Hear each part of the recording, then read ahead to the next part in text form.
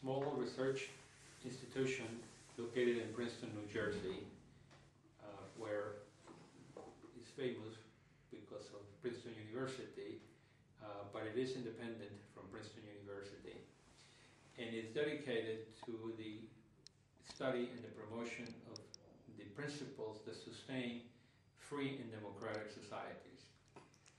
Now, one would ask, well, why an institute such as that in today's world where there are many institutions that promote free and democratic societies?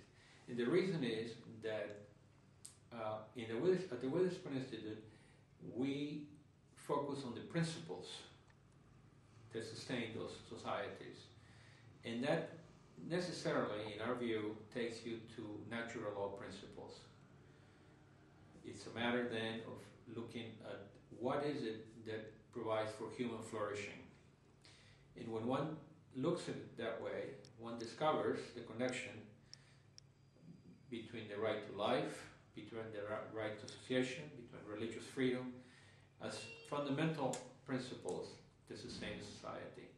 So naturally then, what the Witherspoon Institute is interested in is looking at those questions, such as the dignity of every individual, such as religious freedom, and providing the principles or the ideas that are accessible to every individual as to why they matter. A characteristic of the Witherspoon Institute is that we are focused on making secular arguments. Naturally, when one thinks of principles, one may be thinking of religious principles, but all those principles really that are the natural law can be and are accessible from the perspective of reason. It is very important that they be secular principles, secular arguments, because we live in a world that is secular, and the only way we will advance fundamental principles such as natural law and religious freedom is if we focus on the importance of making the argument that can counter-argue with the ideas that are being promoted today, relativism. As examples of some of this work is a report that we just completed in what is called the Witherspoon Council on the Integrity of Science and Ethics.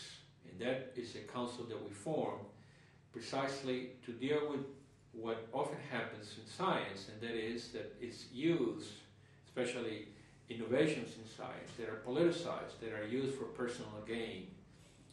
Examples of this one can find in the stem cells debates that we've had in society for the last 10 years. As everybody knows, many claims have been made about what stem cells can or cannot do, much for political gain. People saying that they can cure every form of disease, and embryonic stem cells are going to be the salvation of many, many people, and so on.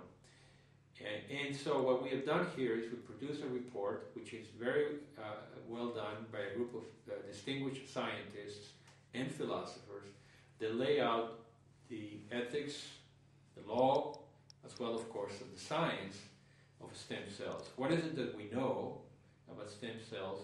How we know it? Is it ethical? And what are the laws that are provided for in every place? And the idea of this report is that it be accessible, that it be a tool for informing the public about what is and what is not that we can expect from stem cells. So we hope it will be very useful. Another example of what we do at the Witherspoon Institute is in the area of religious freedom. Religious freedom is a fundamental, we would argue, one of the most basic, after the right to life, it would be the most important principle that everyone should be endowed with. And that is the freedom to be able to pursue the inner longing for discovering the ultimate goals of life, discovering how to relate to one's creator, to one's God, regardless of what religion it is. Everybody has a right to religious freedom.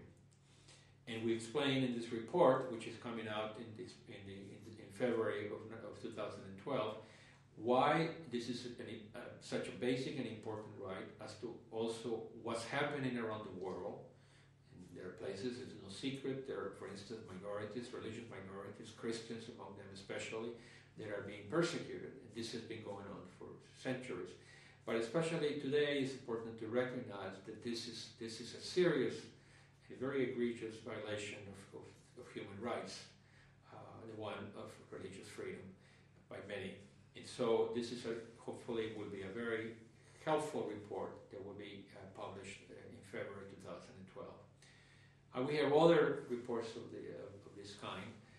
Later on the year, we will be beginning a project that will follow in an earlier project, which had to do with this what we call the social cost of pornography. This was work that we conducted 2 years ago, again, scientifically grounded as to why this is an issue that society has to grapple with, because pornography, as documented not just by us, by many others, it is incurring a very high cost in our society today. This report will be followed by another report on the sexualization of children. Again, one can see around us children at younger and younger age they seem to be much more sexually aware. This is no coincidence, this is no accident. This is happening because a society is creating the stimuli through fashion, but also through ideas and through example. The children more and more are being put in situations where at a younger age, well before they are prepared, are dealing with their sexuality. And we think this is something that society must address with